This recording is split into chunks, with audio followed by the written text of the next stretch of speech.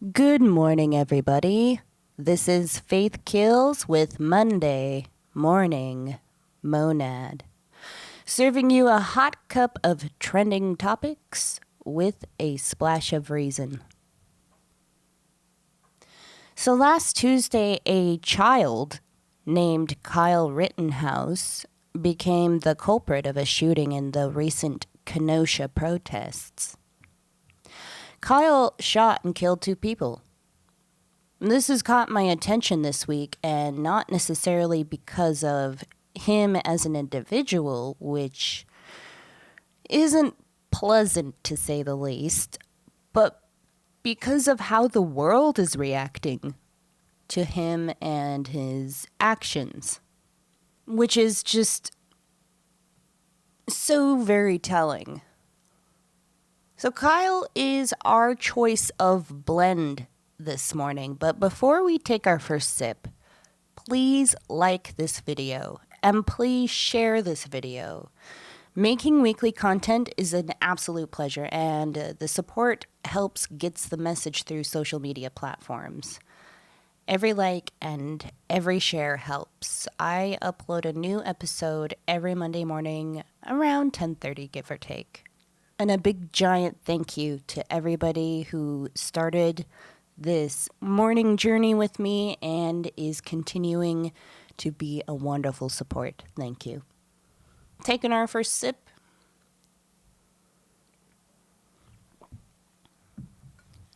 What I found out about Kyle as a person, besides he is the culprit of the Kenosha shooting. He was born in 2003 in Wisconsin, and he's only 17 years old. From the information that's out there, it shows that he idolizes the police. He's a big advocate and supporter of Blue Lives Matter. He's got a affiliation with his local police cadet programs. He's a Trump supporter, very open about being right-wing. In January, Kyle attended a Trump rally. He's shown in the front row. And Kyle is extremely interested in guns. Now, since this happened, all of his social media accounts are taken down. I can only imagine why. Both of his TikTok accounts are currently taken down, as well as his Facebook, and all of which showed Kyle as an open Trump supporter and Blue Lives Matter supporter. It wasn't just something that people had to dig for. It was up front and center. So like in a screenshot of one of his TikTok bios that somebody managed to grab before it was all taken down, it says, "Bruh, I'm just trying to be famous," right up top. Like first thing. And then there's just the first couple of pictures you can see. It's him holding guns. I mean, just anything. Like I tried looking for more stuff. And I couldn't find anything but those specific interests. Not to say that there isn't other stuff out there. But just looking at all of this together, I think in a metaphorical way, Kyle is a personification of one side of a very polarized nation. Sort of like the embodiment of one side of that ideal. If those ideals had a face, it would be Kyle Rittenhouse. I mean, I guess these individual interests he has don't indicate that he is in fact going to take a gun out on the streets as a vigilante by themselves. Like if somebody supports Trump, that's not necessarily an indication that they're going to be violent. But, it really seems like this child could be a product of right-wing propaganda. And, I'm also kind of getting the sense that Kyle is very much seeing themselves as a fully grown, rational adult that must participate in, the political happenings that's going on. His whole demeanor says to me that he considers himself to be a responsible adult. Supporting political parties, participating in law enforcement-oriented programs, and having an interest in owning and handling guns. All around, kind of like, it sounds like he really wants to be seen as an adult. So, I think it's appropriate that he faces adult charges. If being an adult is really what he wants, surely he's ready to accept the consequences as an adult. But, that's more of an opinion. Let's let him speak for himself, and let's look at what Kyle said he was there to do. And then we're going to look at what he actually did. So there's a video out there where Kyle makes a statement of what he does. And in this video, he says that he was there at the protest to protect people. What he said exactly, he said this: people are getting injured, and our job is to protect this business. And part of my job also is to protect people. If someone is hurt, I'm running into harm's way. That's why I have my rifle. I've got to protect myself, obviously. But I also have my med kit. End quote. Interesting. That's pretty telling. So first of all, he's saying that it's his job to protect the business. So first of all, it's protecting the business. And then to protect the people. Another thing I notice is the choice of gun. That's an assault-looking rifle. And that just seems like overkill to me for someone intending to use it for defense. Let's just go ahead for a minute and entertain that idea. Sure. Like, he needed a gun to protect himself. But that choice, that's not, that doesn't make sense to me. So what did he actually do? He later ended up using that gun to apparently defend himself from the dangers of a plastic bag that someone threw at him. If you look at the footage, it's a plastic bag full of garbage that someone threw at him. So, hey, he's got to protect himself. That's obviously, as he said up above, that's why I have my rifle. Got to protect myself, obviously. Well, obviously he did not. Even after he shot the person who apparently put his life in danger with a plastic bag, instead of using his handy-dandy med kit of protection to aid the person who clearly needed help, he decided to phone up a friend and get a ride out of there. So obviously, if we're going to talk about what's obvious, obviously Kyle was not there to actually protect people. But he could very well have sincerely believed that in his own twisted, warped way. That's the problem with these things. It's, if he's coming back and saying, yes, I was there to protect people, even like after all this, yeah, he could very well sincerely believe that. But that's just so not what actually happened. All right, so here's how I see this with my Hyperion look balls. My little photoreceptors. A child was indoctrinated with right-wing and Abrahamic propaganda, which inspired this child to feel negative emotions towards anyone with opposing ideologies and to see them as a legitimate threat to his own life and his own well-being, as well as the life and well-being of his family and friends and anybody else who supports the same ideals as him. An adult providing this child with a dangerous firearm without supervision allowed this child to travel, not sure if they provided the transportation themselves or not, out of state to a politically driven event. Other adults who were law officials allowed this child to walk around freely with an illegal firearm past curfew in a potentially dangerous environment. This lack of adult intervention and correction enabled this indoctrinated and emotionally motivated child to kill and harm people. There's a lot of spoons in that pot, isn't there? I mean, if I was just to kind of go off on a little tangent, I mean, there's just so many things wrong with this. There's so many people enabling this situation to happen. It makes me feel crazy. Like where do you begin? Like, why does he even have access to that kind of gun? Or any gun? I grew up with guns in the home. I didn't have access to them like that. I wouldn't, like, those things are locked up. It's totally out of line for a child to have that kind of access. No training.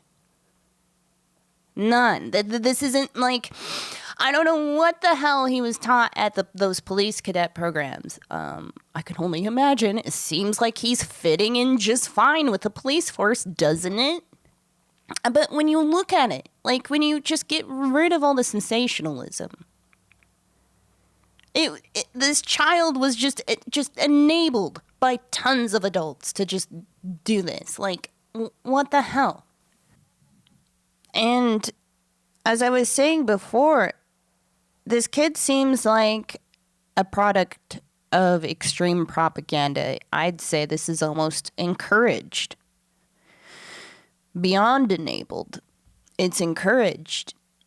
It's just a little odd to me. Actually, it's very odd to me.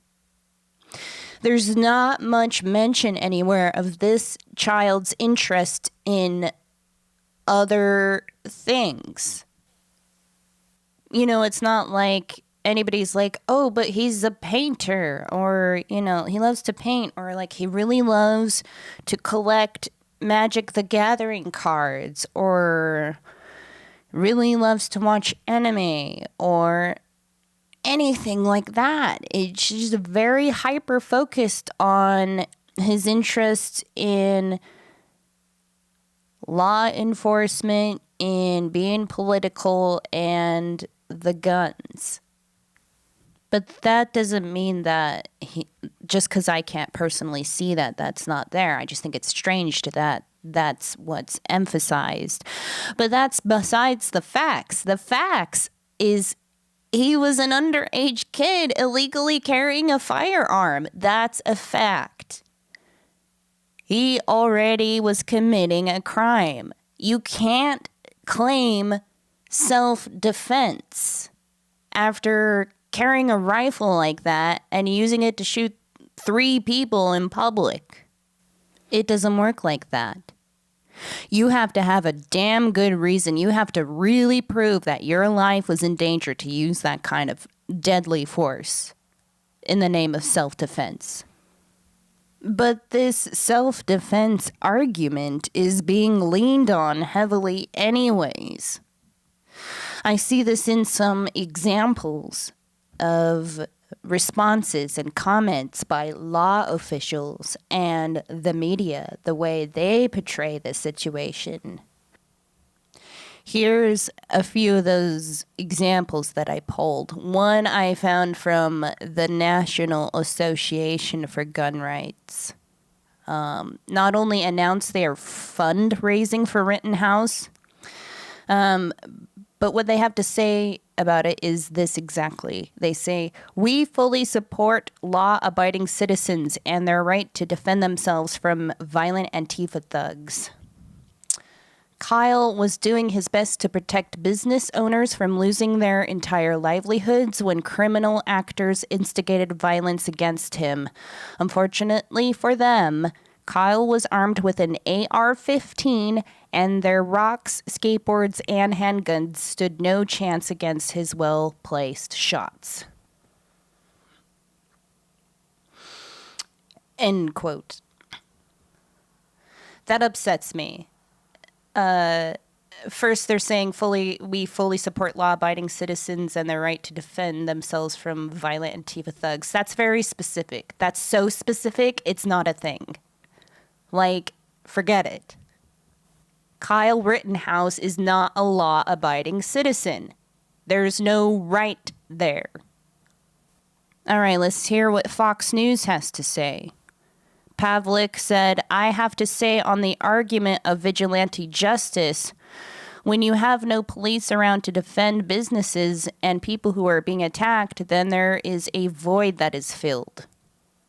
So essentially, they suggested that it was necessary for Kyle Rittenhouse to do what he did because, of course, the Democrats wouldn't let the police do their jobs. The Democrats were depriving the police of being able to take action.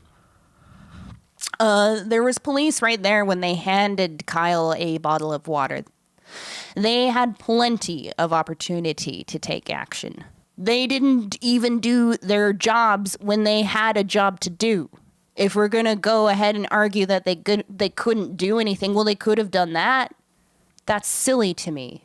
All right, the third thing I found, which is by Rittenhouse's attorney, Linwood, who says this young boy was not only attacked on the streets of Kenosha, he's been attacked in the media and social media all over the damn world. It's wrong. He's a 17-year-old boy. He was not there to create trouble. But he found himself with his life threatened, and he had the right to protect himself with self-defense. And now he finds himself accused of murder. Okay, this is what gets me off the most, and what is my main point. You notice throughout this whole thing, and I'm sorry if I haven't made it clear enough, you'll notice that I really accentuate the fact that Kyle is a child. Yet, you can see here there's this conflicting portrayal of him by the people that support him, where he's a grown citizen of the United States and was perfectly within his right to carry a firearm such as that. And then they turn around when he's facing adult charges and, oh, no, he's just a sweet baby boy. No, we can't punish him at all. Do you see that? Do you see the conflicted portrayal of Kyle from his own supporters? You can't be an innocent child and a responsible adult at the same time in this situation. You cannot cherry pick the best of both worlds and have it your way. That is insanity. One of the main things I hope is taken away from this morning show that I do is to inspire an interest for you to investigate information, and more so to examine how the information is presented.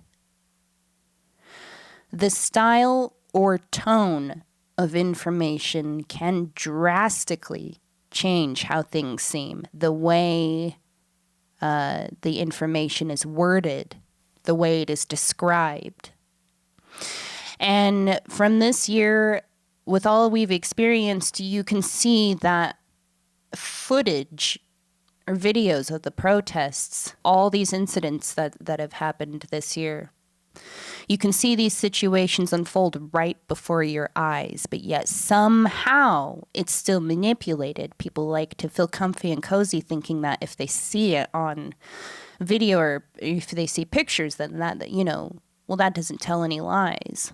That's the fact. But however, these things can still be manipulated depending on who you are, your views, your ideals, how you read things inside your head, the kind of voice and tones you use. Everything you perceive can really affect how you take in information. I'm calling this the battle of portrayal. It's so easy to take something and portray it in many different ways and be very convincing about it. It's important to develop tools to help you examine and see what's really going on here. It's a mind war. We are in the war of ideas. Arm yourself and protect yourself. Have a good week, everybody. Thank you for listening.